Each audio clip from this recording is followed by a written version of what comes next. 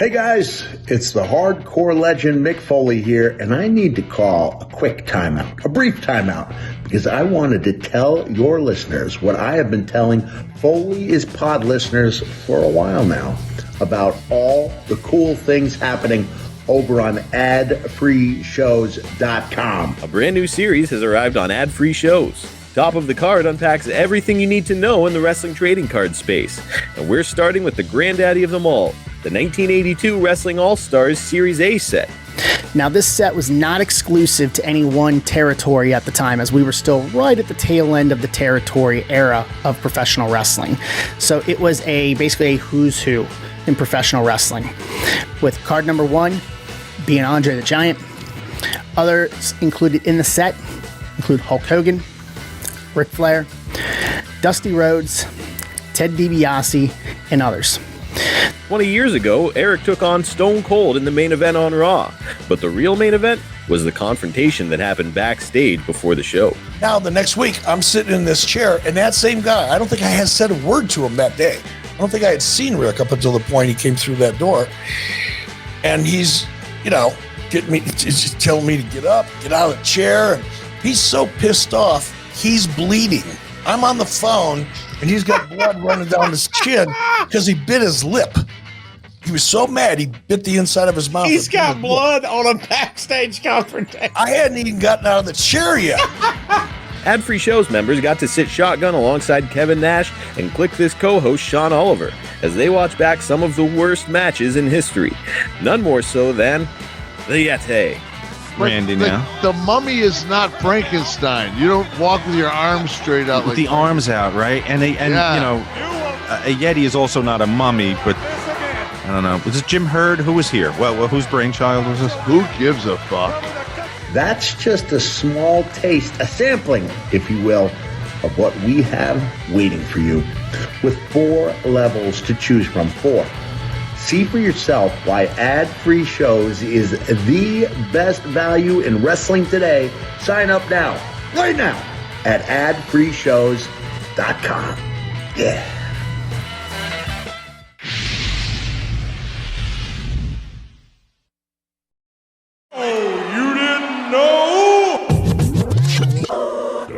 It's that time, so come on down. We're walking in the Dogg Pound Road, D-O-double-G, Dogg and Cash. Talking shop, reminiscing on a flashback. Hall of Fame name with a legacy that's long. That's the legend of the Armstrongs. Questions get answered, oh, you didn't know? Let's start the show. Welcome back to the show. It's Road Dogg and Cassio, and you're listening to Oh, you didn't know? a bonus show, baby. Bonus. We got a little YouTube exclusive bonus show, Road Dogg, because today you stirred it up, son. Well, I didn't mean to stir it up, and that's the truth. People are saying like, "Oh, he's just trolling. No, Glenn Gilberti, Disco Inferno trolls. Like I've seen his Twitter account. He trolls. These are my legitimate feelings that I thought I put out there as honestly as I could, but it's apropos that this may be out on election day because like this go round with the midterms, everybody's going crazy, and I feel like it's bled over into wrestling Twitter as well. Everybody's going crazy. It's just wrestling. It's just my opinion. Bret and I get along to this day, and I stated all that if you'd listen. But how dare I ask that you listen before you comment on Twitter? Well, go back and listen. I think I am? Because what we're talking about, if you missed it for some reason, you said basically you shit all over Bret Hart. No, I'm just kidding. You said basically that you, as a wrestler, you didn't think Bret Hart was a great wrestler. Is that fair to say? That is fair to say. And I feel that way today, even though everybody has been really angry at me on Twitter. I still feel the same way. But like I said, it's just my opinion. Like it's not meant to take anybody's business. I think my AC just cut on. I don't mean to take anybody's livelihood away from them or hurt their feelings or offend anyone. But look, that's the hyperbole is the verbiage of the day, and everything is the best or the worst. And today I'm the worst. And so I'm sorry I shared an opinion on a platform that I was given in order to share my opinion. Well, you're trending, buddy. Your trending. opinion is very important because you are trending. I'm trending. I wanted to read some of these to you and see your. Let's get some feedback. Again, you said I don't think Bret Hart was a great wrestler. I think I was a better sports entertainer than Bret was. I think that's where the money is. I was very specific about that. This guy, Covalent TV, said, "Well, Road Dogg has to be violating the wellness policy again." Yep, I get that. He thinks I'm doing drugs again. So that's very, very funny, very quick, like never been used before in the past 12 years that I've been sober. Nobody's said any drug jokes at all, have they? No, Especially no. not me. But look, that's his opinion. He thinks I'm on drugs because my opinion differs than his. You mean opinions are a thing in wrestling? Right? Yeah, look, I'm not even giving opinions in wrestling. I'm giving opinions on this podcast. You know what I mean? Where I get free Blue Chew, and that's basically the only reason I'm here. No, that chili sleep and that and Manscaped, yeah, and brand new sheets. Yes, and the RecTech grill. To be quite honest with you. Let's see. Public Enemy's podcast said, if you know someone who genuinely thinks Road Dogg was more entertaining than Bret Hart, I have news for you. You don't need him in your life. Well, first of all, I'm not in their life. Man, need him around. Entertainment-wise, you did say that. You did say I did. Sports entertainer, you're better, period. I just think as an entertainer, if you ask me to go out there and entertain a crowd, I would have different ways to do that other than grappling and wrestling. Mm-hmm. That's what I meant by that. And I stand by that right now. And if you disagree with that, then cool, we can have a conversation about that. I don't think it's an argument worth having because nobody wins or loses, but it's just my opinion. And I'm sorry that my opinion has caused me to trend on Twitter. But the one thing I can say is, man, thank you all for listening, because surely you listened to the entire, hour and 45 minutes of every word I said to make sure you understood my message clearly. Surely you listened to it before you commented on Twitter. Oh, you didn't? And I should stop calling you Shirley. Got it. Jiminy Christmas. The Groucho Mark, he tweeted. Groucho Mark. Yeah. The Gala Gala Island is his Twitter handle. He says, when you say sports entertainer, you mean the ability, versatility to work with any written setup, storyline, angle, or whatever for entertainment purposes, correct? Correct. For example, Bret wouldn't do something hokey if he thought it would hurt the serious nature of the Hitman character. 100%. Bingo. Who's this guy? This guy gets the some Groucho cookies. Mark. Groucho Mark, I want you to send him some of your edibles. You don't Send have to. him some of your edibles. You don't have to. I know how stingy you are. By the way, speaking of that night, which we talked about, our episode was the Montreal Screwjob, as it was 25 years ago. Right. Emmanuel Wall says, I too was there for the Screwjob. I thought once HBK humped the Quebec flag, the Separatists would kill him. Probably would have if they would have known where his hotel was. The Gazette earlier in the week broke the story that Hart was leaving, and we figured, well, what's the point? Bret's going to lose. Yeah. Well, look, and I think even fans, local fans were like, well, yeah, he's leaving, so he's going to drop the title. Everybody does that. Right. And so that's the fact where Bret and I start to separate philosophies. And I think I said this too, and I'm not sure, but Steve Kaufman said, like, you and him just see wrestling differently. And it was like, holy mackerel, it's so simple yet so it was so deep to me, profound to me, because I thought, man, that's it. Bret and I just have totally opposite philosophies on wrestling. I love the gaga. I love the sports entertainment. I don't love so much the ground game. And I I don't think I'm in the minority when I say that. Like, I feel like, yeah, look, I also stated that Bret was the most over guy, the first over guy I ever saw. And holy mackerel, it blew my mind that a wrestler could be that over. I said a lot of things on this podcast that I feel like if people gave it their time, and look, I'm not giving you clickbait. Don't click. I don't give a crap. but if you're interested, which you're taking time out of your day to comment on a social media platform about how stupid I am, well, that's cool. I am pretty stupid. I got to be honest with you. I did a lot of dope and got hit in the head with chairs a lot. I don't have very good common sense.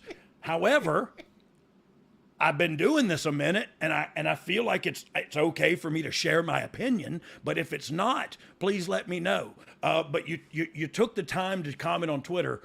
Give it a listen. Give that one. He mentioned it a second ago. Go back in the archives and find out the Montreal Screwjob episode and give it a listen. Look, you're going to disagree with a lot of things I say, but surely you'll understand and you'll identify that I'm saying it with respect and from an honest place. If you don't, then you're the bad guy in this situation, not me. I just shared my opinion. If you ain't down with that, I got 2 words for you. Suck What's it. up, YouTube? It's your boy Cassio and the Road Dogg. We are here for a YouTube exclusive version of... Oh, you didn't know?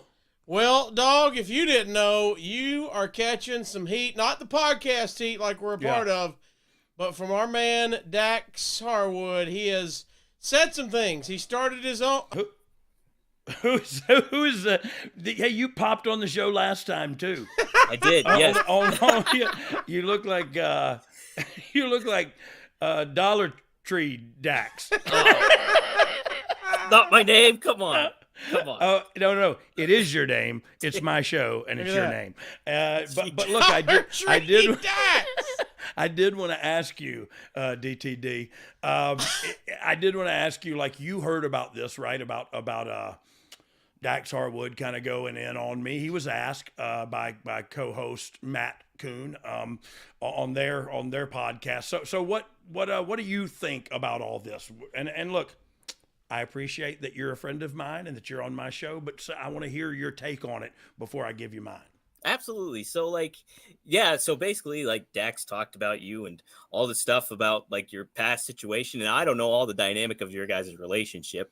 I just know you and how you are. And you're like, I think the misconception of you on social media is very overblown and taken to an extreme where it's like things get leaned on. And I keep saying on social media, I was like, don't judge people until you actually meet them. You know what I mean? Don't judge them until you meet them. And well, you are spitting in the wind there. You're a rarity, my friend. And so, like, getting to meet you at WrestleCon for the first time, you were the nicest person. You introduced me to Billy Gunn. You introduced me to everybody as, like, your new social media guy. And then just understanding too, like, Dax, I got to meet Dax a couple times, and he was a very nice person too. Yeah. And then knowing the similarities that you guys have, like, you're both Southerners and you're both like men of God and like God-fearing and all that stuff. Yeah. And there's a lot of stuff that balances out with that. And then just to see the whole situation and dynamic of you guys go. And like, even the fact too, I will add that, like, I think Dax, like, is one of the best wrestlers going from a in-ring standpoint and all that stuff. And like, I ranked him up there for Wrestlers of the Year. We had to nominate him for Wrestling Inc. Yeah. I did Dax. I did Jeff Jarrett for different reasons. Different reasons. And then I did John Moxley too, because he was kind of the balance of it all. Yeah. And so, but it's just, I think it's a crazy situation, but you guys have a relationship. So let me ask you this. Why does Dax get the credit and the other kid doesn't? I think a lot of it is being kind of more vocal on social media aspect of it comes into play. And he is very outspoken and says what's on his mind, and whether he's wrong or right about it. It's just like, I think that kind of comes into play where Cash is just a little bit more low key about it all.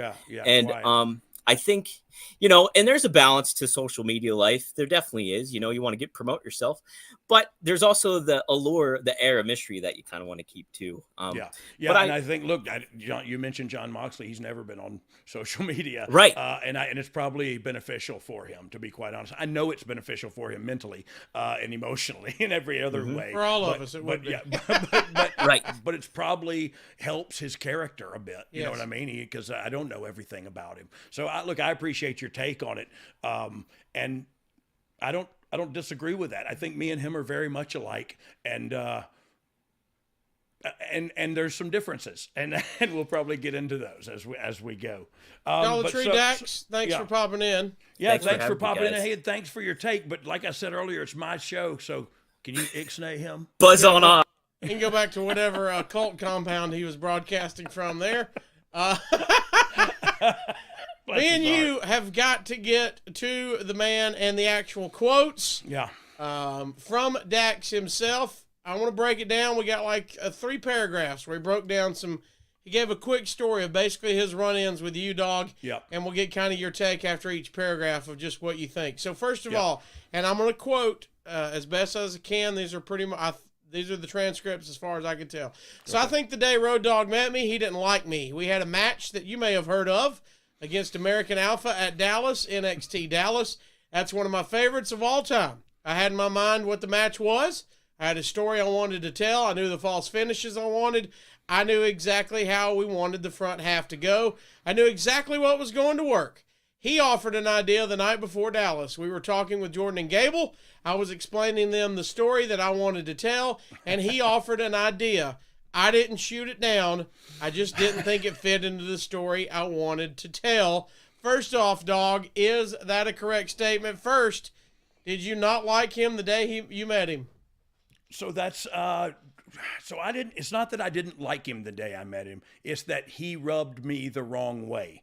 And I don't know that that was something he did or something that is on me. And if it's on me, I'm in a place in my life where I'm trying to correct those, character defects. So if that's on me, I'll accept that. But he rubbed me the wrong way from day one. And I think, you didn't have a preconceived notion though. No, not at all. Okay. Not at all. You're saying this was after interacting with him. Yes, yeah, this is after our first interaction where what I saw and what I heard was exactly what I just saw and heard there. I was telling Gable. I was telling Jason Jordan. I was telling everybody what to do. And Road Dogg came over and had an idea, and I brushed him off and acted like I knew better. That's what happened. I mean, he just repeated it. So if I was salty that day and that rubbed me the wrong way and I went over and said something negative about him, I could see that happening 100%. I can see that happening, like with me and with him and with 100 other people the same way. Somebody rubs you the wrong way, you go tell your friends, right? So let's continue on with what he said. Yep, he said, Dogg went to an unnamed source who was a very big part of the WWE office, and he proceeded to bury me and told that person that I thought I knew everything and I would never try to learn anything and all this stuff. And so, I had my own reservations about him. Like you mentioned. About him, that's an important prepositional phrase there, or a pronoun. Who's he talking about? Me? Like he had his own. Yes. So about me. After you went to an unnamed source that's a very big part of the WWE office, you buried him to that person. You told that person you thought that Dax knew everything and that Dax would never try to learn anything and stuff. And so Dax now has reservations about you. Well, I understand you having reservations about me, but in our short, brief first time, our interaction, you showed me that you knew better, not only than me, but all your teammates and all your opponents and the referee and everybody. You knew it all, and nobody could tell you anything. So that was my first take. That's what I relayed to somebody. Let's continue. He goes on to say, then come a year later, I wanted to say it was right around December, there was some sort of gimmick gauntlet tag team match on SmackDown, and for some reason the fans thought the Revival was going to make their debut there. The fans were tweeting and freaking out over it. When the match was over, and, we were heels, him talking about FTR, yep. Dax says, I went on Twitter and said, you fans thought we were going to debut on the main roster in a stupid gimmick gauntlet match. You've lost your mind, or something like that. At the time, Road Dogg was booking, and he took offense to that because I said, stupid gimmick. He proceeded right on Twitter that if I kept up, he would make sure that I'll never make it to the main roster, which if I never make it to the main roster, That cuts into my money, which goes into the money that I make for my family, which I can provide for my daughter who can go to college, or I can make sure my wife has food, and that's what bothered me. First of all, do you remember this Twitter exchange with Dax? I do. And look, this is one part where I think he got it right. I shouldn't be on Twitter responding to people like that. I probably shouldn't be on here responding to Dax like that, to be quite honest with you. But I am, because he said something and I can say something back, I guess.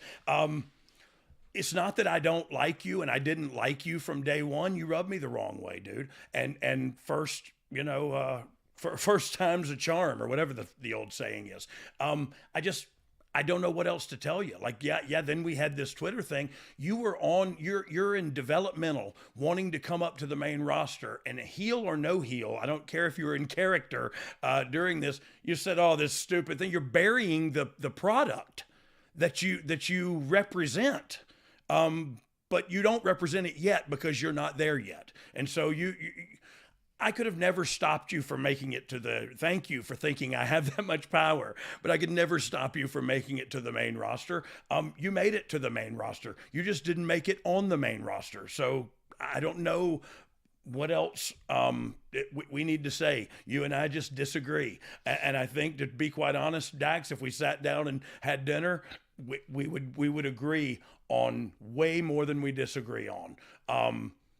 We started off on the wrong foot, and if half of that's on me, I'll accept that half. But if half of it's on you, are you willing to accept yours? Let me get some of these more. He has two more quick paragraphs. I want to get the facts out and get your side of it. Okay. And if you see it the same way he did. Yep. Right after he put that tweet out, I got a call. This is Dax. Yep. I got a call from Mark Carano, or a text from Mark Carano, and it led to a call from both of those guys to make sure. I wanted you to stop there. Who's both of those guys? I don't know. I don't know either. And I understand one of them's Mark Carano. I don't know if he's saying the other one is me he said, or not. It led to a call from both of those guys. Did you call him after that Twitter exchange? I don't remember doing that, but okay. I have a horrible memory. He says to make sure they were covering their tracks, because Road Dogg basically said he was going to make sure that I would never have any advancement in the company. Legally, they're not allowed to do that because they're in a power and position in the office. And for him to say, I'm going to make sure you're not going to move up and you can't advance your money, legally, he shouldn't be able to do that. So they were trying to cover their tracks. You don't remember the phone call. Do you remember anybody ever calling you saying, hey, bud, you messed up on Twitter. We need to fix a fire. I think they called him and said he messed up on Twitter. And I feel like that's the truth. Like you're burying the product under which you work. You know what I mean? You're burying where you're trying to get to on Twitter for all to see, whether you're a heel or not. That's just bad business. And again, that's just my opinion. He says, final deal here. He says, then fast forward, and I'm sure we'll talk about this one day. He's talking about it on his new podcast. Yep. Raw 25, I had to go in there and make sure that all of Sean and his friends looked like $1 million. We got to the back, and Road Dogg passed right by me. He didn't say thank you after we bumped around for him. The only person that said thank you was Sean Waltman. So as a wrestler, I respect everything he's done for the business, and I respect the path he's paved for us. As a person, I don't know how much respect I have for him. Well, I understand. I hear you, Dax. I don't know. I don't know what we're to say here or where we're to go. Like, we started off on the wrong foot and we ain't got on the right one yet. I'm willing to put the past behind me for sure. But as far as the Raw 25 thing goes, like, I'm sorry. I really am too, that I didn't thank you, because I don't feel like that's like me. But I also at the same time thought, like, well, do you need that? Like, you know what you did. You went out there and you did what you were supposed to do, and you did it really well. I didn't know I needed to thank you and say how great you were in order to get your respect as a human being. But I do apologize for not thanking you, and I thank you now publicly for doing that for us. But don't act like you're above that. because you were in the ring with a bunch of Hall of Famers, man. And I know you don't like me, but I was in the ring and I'm a Hall of Famer and I was one of those guys. And I'm sorry if that offends you or if I don't respect the mat enough for you, but I got a different idea about pro wrestling than you do. And mine's the one that makes a bunch of money, and yours the one is that pleases all the boys. And so, well, you know, I don't know, poop in one hand, wish in the other, but we can get past this. We just can't talk about politics or wrestling with each other, I don't think. And actually, our politics probably align too. But I just, you know what I mean? Like, there's so many similarities. We're going to let this little thing hold us back from, I don't know. I'd love to be on your podcast. I'd love to have you on my podcast. I think this is an invitation to heal the world, to start with the man in the mirror. And I'm damn sure willing to look at me. Are you willing to look at you? So that's, you know, let's move forward and let's get past the gripes of yesterday and make this better and do better as people. If I've done something to offend you, like I said earlier, if some of this is mine to own, I own my half. Do you own yours? There you go. You heard it from the man himself. That's what we're about. We're getting the opinions. We're reacting live here on the YouTube exclusive. Thanks everybody for watching. Comment below. Let us know what you think. Hit that like and subscribe button. Dog, I appreciate you taking time, man, to respond. Thank you. Your name's in the headlines. We got to do this. I appreciate you guys letting me redo it, because the first one I cut, I don't think it's proper for, it'd be like TV 14, I think. There was some anger issues, but we got past it. Dom cried and left for a brief moment. But we got past it, and here we go. We're going to move forward. That's growth, ladies and gentlemen. I saw my misbehavior, and I cut it off before we pushed send. So we'll save that one for when Jeff Jarrett takes a job in a couple of years. After I go on the Dax Harwood podcast. And I'm serious about that. Look, we are under the same umbrella now. I'd love to come on your podcast. I'd love to have you on mine. That's an open invitation, and it's for real. There you go. From ours to his, we appreciate him joining the family, and we rebutted the best we could. And like Dogg said, hope we can do it. I mean, me and Matt Coon, we're just the sidebar here. I mean, he can die for all I care. I don't care about him. I hope you die. Just kidding. Love you, buddy. Love you, Dax. Love you, Dog, man. Appreciate you taking the time during this holiday week. And look, if you don't like this and you're not about it and you're watching this, we got 2 words for you. Suck it. All right, let's take a time out to tell you about our friends over at Factor, America's #1 ready-to-eat meal kit. You can get nutritious, chef-prepared meals delivered straight to your door, leaving you time and energy to tackle everything you do on your to-do list. Hey, look, I can't even imagine having kids. I have just me and my wife, and we're just taking care of our pets, both going to work full-time every single day, her going to the gym for hours at a time. I'm recording podcasts all the time. We're drained with energy when it's finally time to eat, and you don't want to always go out and spend all that money trying to find a nice place to eat for dinner. So if you are too busy to cook like we are, I can't imagine the people that have kids on top of all that. With Factor, you can skip the trip to the grocery store, skip the chopping, prepping, and cleaning up too. Factor's fresh, never frozen meals are ready in just 2 minutes. So all you have to do is heat and enjoy, baby. Heat and eat. That is the way I like it. But this isn't just some microwave dinner. This is fresh meals, never frozen, and they're ready to go. Delicious, flavor-packed meals that help you live to the fullest. And look, if you like my wife, or some of you may have some dietary needs, they've got many different options. Choose from keto, vegan and veggie, calorie smart, and protein plus options on the menu every single week, prepared by chefs and approved by dietitians. Each meal has all of the ingredients you need to feel satisfied all day long. So get Factor and enjoy clean eating without the hassle. Simply choose your meals and enjoy fresh, flavor-packed meals delivered to your door. Ready in just 2 minutes. No prep, no mess. Woo! That is a game changer. If you want in on this, head to factormeals.com/OUDK50.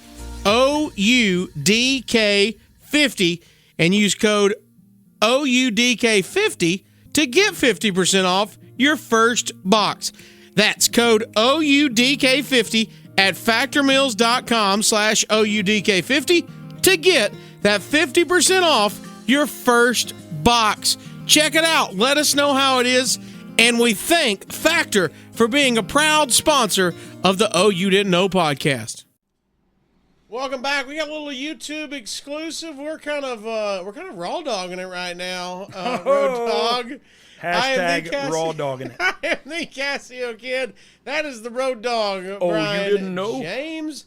And we've got an Oh You Didn't Know exclusive here to our YouTube, making the headlines, going around social media, dog. Two guys that you know very intimately. You're good friends with both. You've been involved with them throughout your career. Vince Russo and Jeff Jarrett, both going back and forth, my friend. Yeah, it's life imitating art. You know, first they fought over TNA and WCW and all that stuff scripted.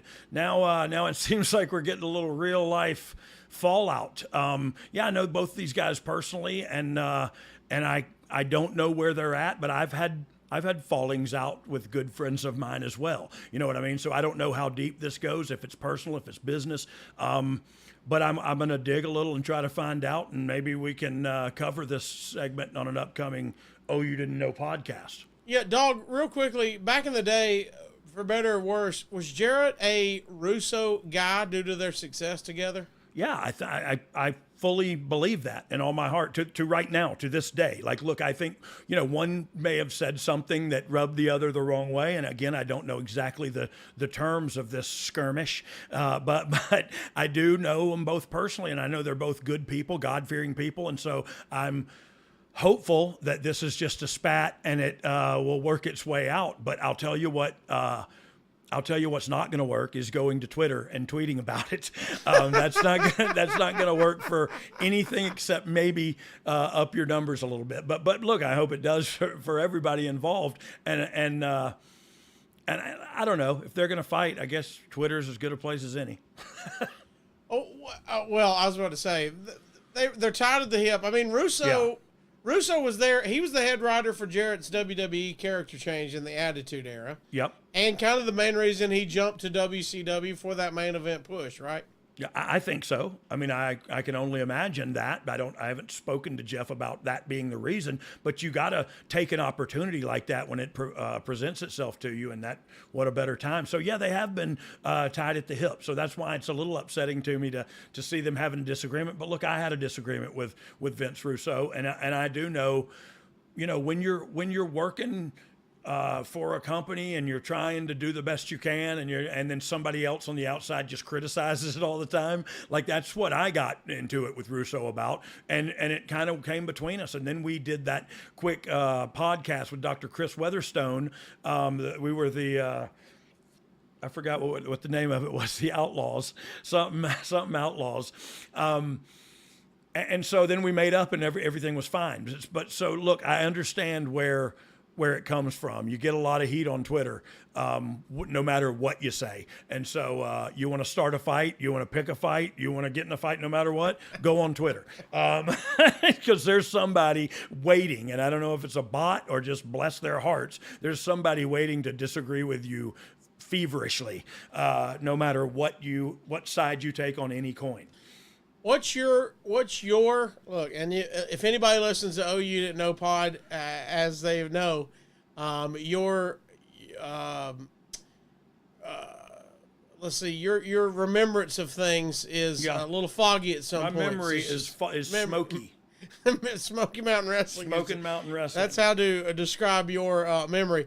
But what is your memory of Russo leaving WWE? Was it, quote, an experiment gone bad? What was your thoughts on when he left or, quote, fired, whatever the case may be, from WWE? I didn't really remember. But look, bookers have their run. You know what I mean? Like a booker has their run, and then they sometimes they burn out. Sometimes you get into disagreements. Like I know when I was writing SmackDown, I got into a lot of disagreements over my creative that I as a team member of Team SmackDown and the lead writer put together. I would argue feverishly for my pitch for my creative, because I thought it was the best way. That's the way we should go about it. I should pitch my favorite thing, and that's what we should do.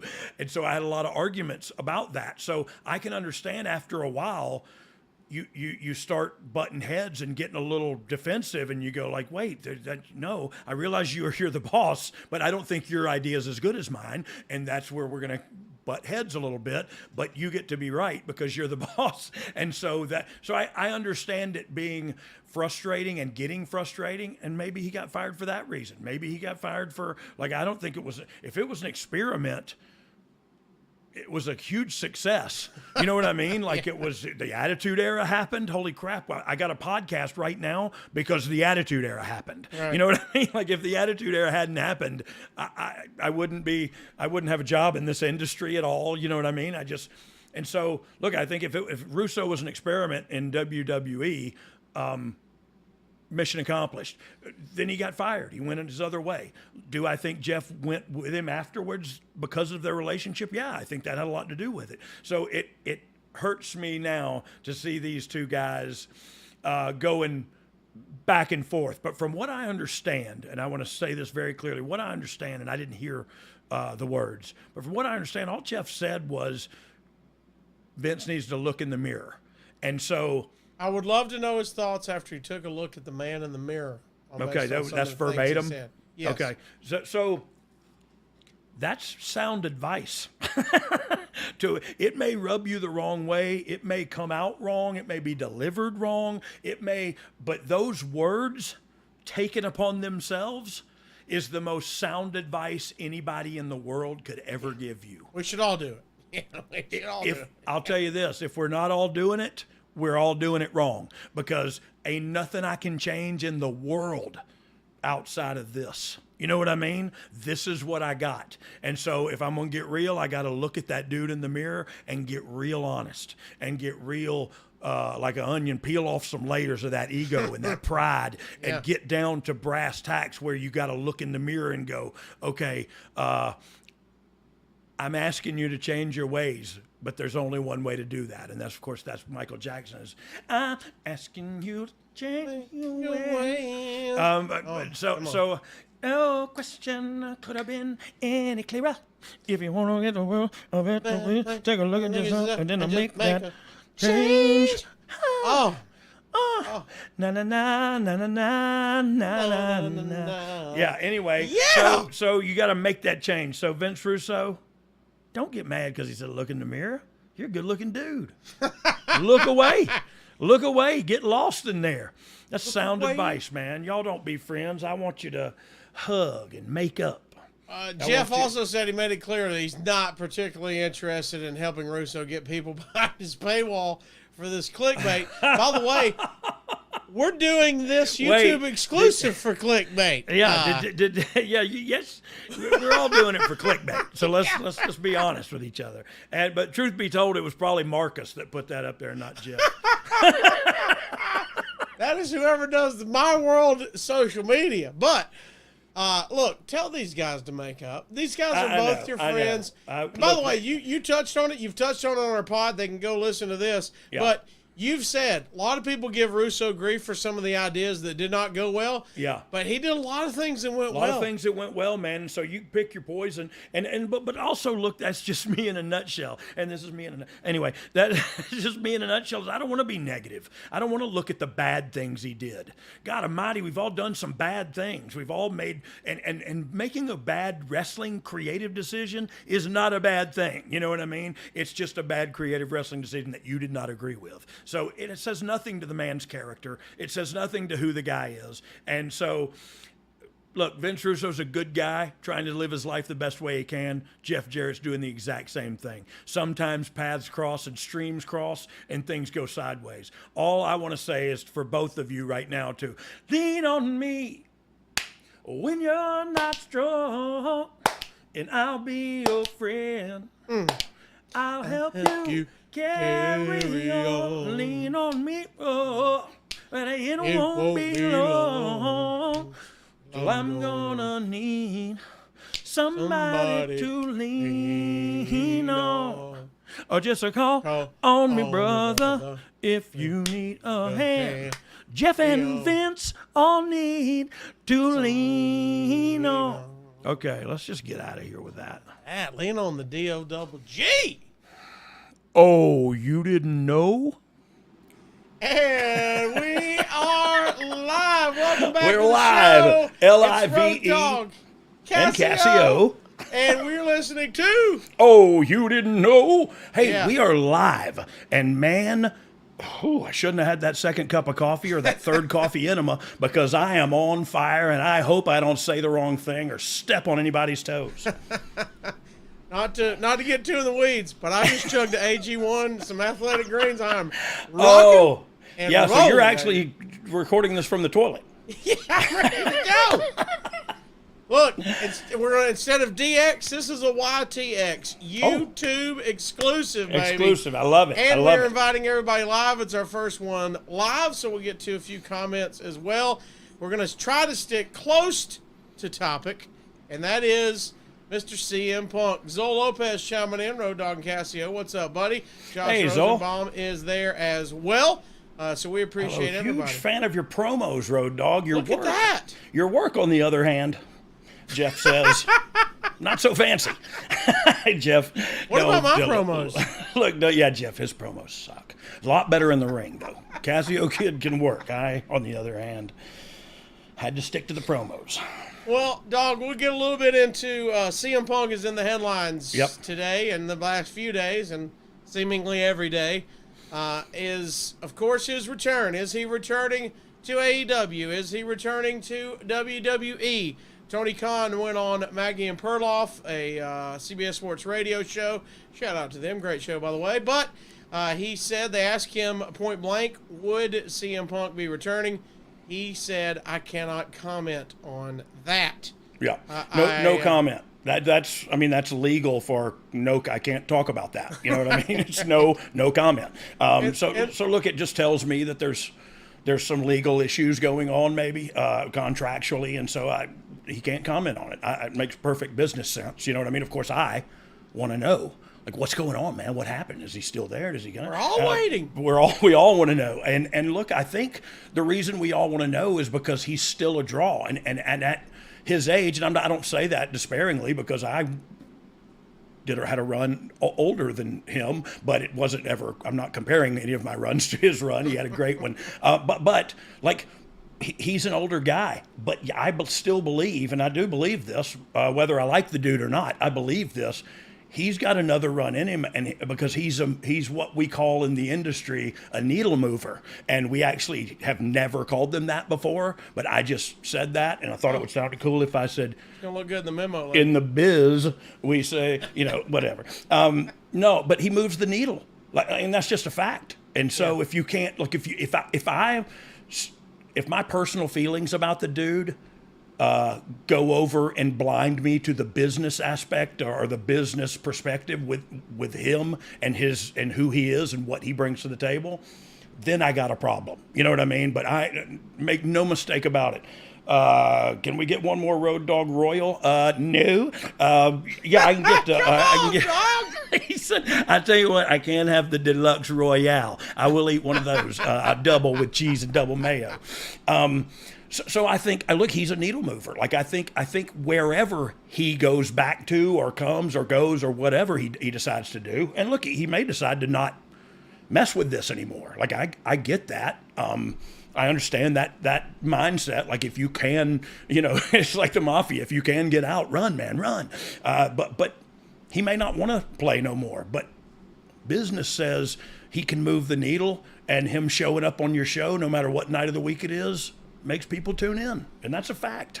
Everybody's bringing up the Rumble, of course, right around the corner. And if you're watching this in live time or close to it, and Punk's had some memorable Royal Rumble moments. I think 2010, as far as I know, the super fans might know better, but WWE was giving him a live mic in the middle of a Rumble. I've never seen that before. Haven't seen it since.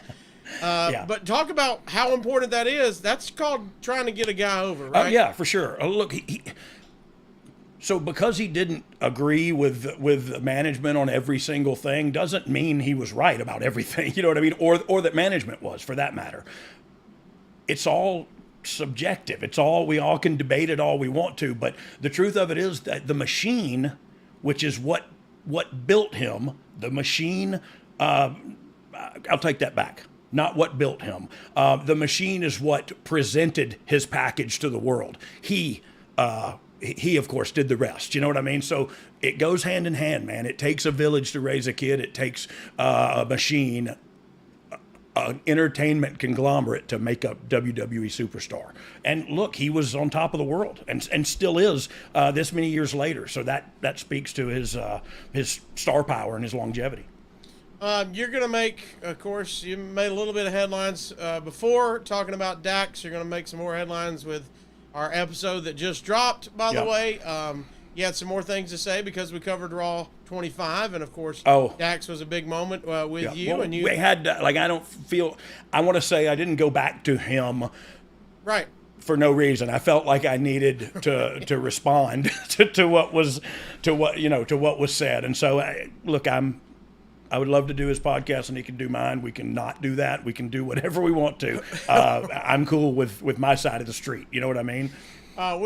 I brought it up to say also in that episode, you've also said that that Punk was an a-hole. Josh, hey, I'm trying to cover up you saying that I said Punk was an a-hole. Yeah. But I just said it really loud right into the microphone.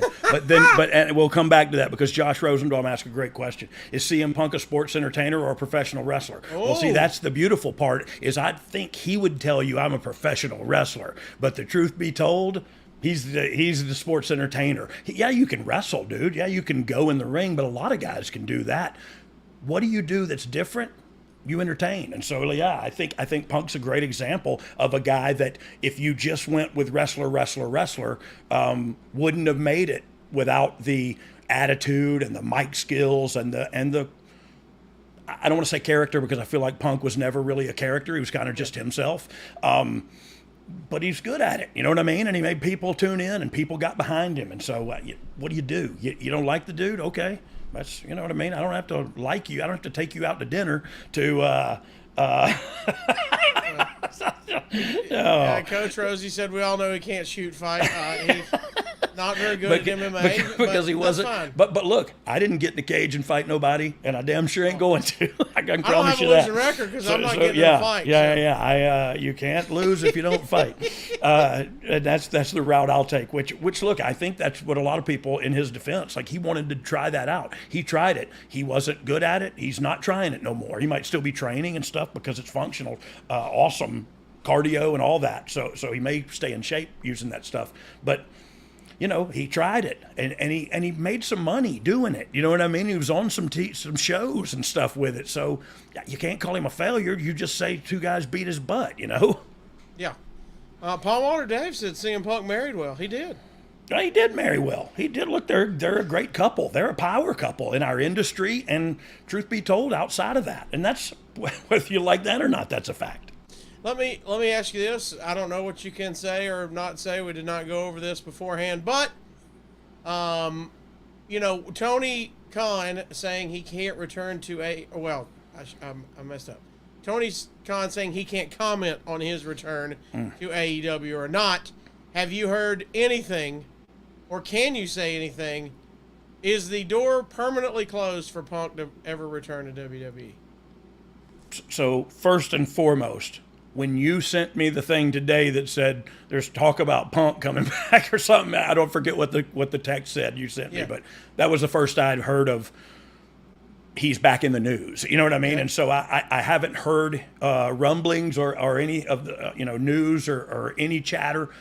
But with WWE, just I'm my only point of reference. Well, there's many points of references, but I'm one. Don't say never say never with these guys. You know what I mean? And because they will give you a second chance, they will give you an opportunity if it's business savvy. And bringing him back might be. And the reason it might be is because he's a needle mover. Yes. Yeah, I mean, look, doesn't mean the door is wide open, but it doesn't, the door, like he said, Yeah. who was that, Keltuckian? Yeah. The door's Kel never Tuckin. permanently closed. I got 2 words for you. Kentucky. I don't know. Jose Rodriguez says, hi, guy, and this is my first-time listener. Oh, you didn't know? Happy to be here. Hey, Jose, you know, we have a podcast we do, too. You can listen over there. But you don't have to. It's not very good. We're not very funny. We hope everybody hangs in. What can you... I think some of the questions with our latest episode, I'm going to bring it back up. You said... Punk's an a-hole. Yeah. I don't know how much you want to delve into it, but look, y'all just rubbed each other the wrong way. Is that a good statement? Yeah, 100%. 100%. And by the way, he probably thinks the exact same thing about me, and maybe we're too much the same, maybe we're too far apart. You know, I don't know what it is, but it's not conducive to a flourishing relationship. And look, maybe we could under different circumstances, but now there's been some water under the bridge, and it was nothing. It really was nothing. And so I think we could definitely get past that for business, and we got past it for business then. But yeah, look, I'm not friends with the guy. I'll say that. I wanted to change it. I didn't mean I didn't like the guy, but look, I'm not going out to eat with him. I'm not going out to eat with a lot of people. You know what I mean? It's not just him. And I read something earlier, and we might bring that back up, but where a lot of people love Punk, and they go, well, yeah, so what do you say to that? And I go, yeah, they love him. And I admit that's a fact, but I'm not one of those people. And that's also a fact. Two things can be true at the same time. Yeah, Ryan Muhammad message. He was one of our first messengers. I want to make sure I get to him. Yeah. Dogg, a buddy of mine, met CM Punk at August C2E2, and he was very pleasant and cordial with him, and he talked finally about Mid-South Wrestling, JCP, Bret Hart, and business as a whole. Dax, Cash, Wardlow, Serena Deeb, Mark Henry, Adam Cole, Thunder Rosa, Bailey, Britt Baker, etc. have all praised Mr. Punk. Yep. Like you mentioned, first of all the names he mentioned currently work with Mr. Punk. Yeah, for sure. I mean, that's the roster that he's currently on, and look, I praise him too, just not his person. You know what I mean? I praise his intellectual property when it comes to you know what I mean, our entertainment industry, our sports entertainment industry. So the guy's a huge get for anybody. He's a huge star. People love him. I don't know because I don't, it doesn't matter. Like it's not going to hurt him at all, his feelings or his pocketbook. But I do know on the business side of things, he's a huge opportunity out there waiting, you know what I mean? For something. Jose Rodriguez, by the way, says he does listen every single week. Oh, man. So Jose, I apologize to you. He said this was his first live one, but this is our first live one. It is our first live one. Are we still live? We're still live. You got to put your pants back on, Cassie. That means we're all nervous together. We're kind of edgy with each other. We don't know what to do. It's L-I-V-E. L-I-V-E. Yep. Well, look, everybody, I just want to say thanks for joining us. If you've got questions, get them in before we get out of here. But I feel like this was pretty fun. It was good to see the names starting to pop up. Yep. And I feel like we should do this a little bit more often. How about that, Dog? I don't know. This scares me. Question, why did this become so public? I don't think that would have happened in the WWE. What do you think? Yeah. Well, I mean, look, if I was Tony Khan, I would have thought of a better answer, and I would have not answered politically. I'd have done the old DC dip and twirl, where you say a bunch of stuff but never say nothing. Because here's the deal. Wrestlers, and especially promoters / owners, whatever you want to call them there, they like to talk about their product. So I'm with you. The statement, I can't comment, usually means he's been told by legal not to comment. And so that is the very interesting part. So Look, we appreciate. Oh, the more important question about Punk should be: is the risk worth the reward? Well, and look, and that's part. You'd weigh that. You know what I mean? And look, I'm also speaking way out of school. Like, I'm just talking about what Brian James thinks and sees as a person looking. I got no idea. They may say, hell no, we wouldn't take him. They may say, hell yes, we'd take him. I have no idea. And that's the honest to God's truth. All I'm saying is what I think and what I would do if it was my business. I'd want to hire him. And I'd say, I don't like you. You don't like me. Let's make millions of dollars together. You know what I mean? I can get over my hurt feelings for that. Before we get out of here, Bobby KF5 GTX, he wants to tell us, is it true DX is going to buy WWE? We did put in an offer, but my credit card got declined, and so we couldn't. And I did say credit card, by the way. I didn't even finish it because mine is just a car. On credit too. Yeah, it's just a car. It's not a complete card at this point. You had the offer and they repoed your car. Hey, I know how we should, since this is our first one, I know how we should end it. Oh. I'll say, if you ain't down with that, we got 2 words for you. Suck it. As an adult, don't we all miss spring break? Nothing like taking a week off from all your responsibilities. Well, here's the next best thing for adults, a spring break from house payments. SaveWithConrad.com can help you get rid of all your credit card debt, just like that. We're routinely helping our listeners save $5, $6, $7, even $800 a month. And you don't need perfect credit or money out of your pocket to do this, but check this out, no house payments for 2 months at SaveWithConrad.com.